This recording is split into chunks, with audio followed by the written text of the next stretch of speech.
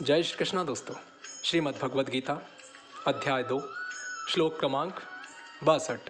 ध्यायतो विषयान् पुंसः संगस्तेषुपजायते संगात् संजायते कामः कामात् क्रोधो अभिजायते।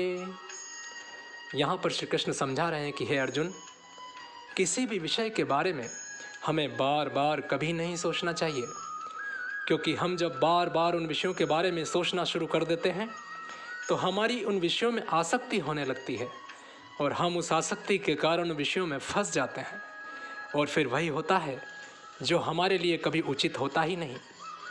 श्री गोविंद यहाँ पर ऐसा समझा रहे हैं कि हे अर्जुन, हमारी इंद्रियाँ कुछ इस प्रकार की है कि इनकी तृप्ति साधारण मनुष्य कर ही नहीं सकता है।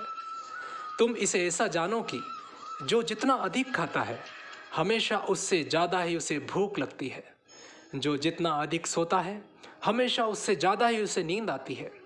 बिल्कुल उसी तरह हम जितना किसी एक इच्छा के बारे में बार बार सोचते रहते हैं तो हमारा मन भी उस विषय में फंस ही जाता है, और किसी भी विषय या वस्तु में फंस जाना ही आसक्ति कहा गया है।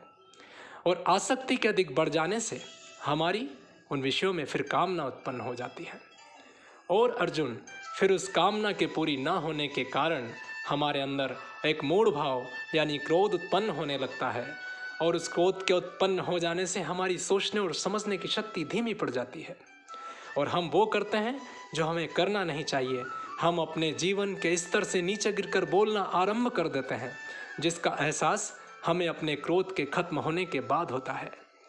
दोस्तों, जो मनुष्य भगवान की सेवा में, उनके चरणों में अपना मन नहीं लगा पाते हैं, उनके मन में हमेशा नई नई भौतिक विषयों की लालसा उत्पन्न होती ही रहती है, क्योंकि इंद्रियों का तो कार्य ही है किसी न किसी विषयों में फंसे रहना।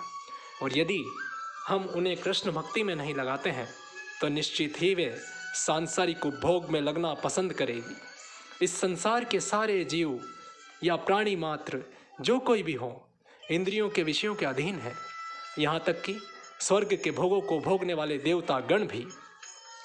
तो कुल मिलाकर जो भी मनुष्य योगेश्वर कृष्ण की भावना से भावित नहीं है, वो कितना भी शक्तिशाली क्यों ना हो, इंद्रियों पर विजय पाने में अंत में असफल होवेगा, क्योंकि विषयों का सुख उसे भी इंद्रिय तृप्ति के लिए उत्तेजित कर ही देगा। बिना कृष्ण की कृपा से इस भवसागर से पार हो जाना असंभव है दोस्तों।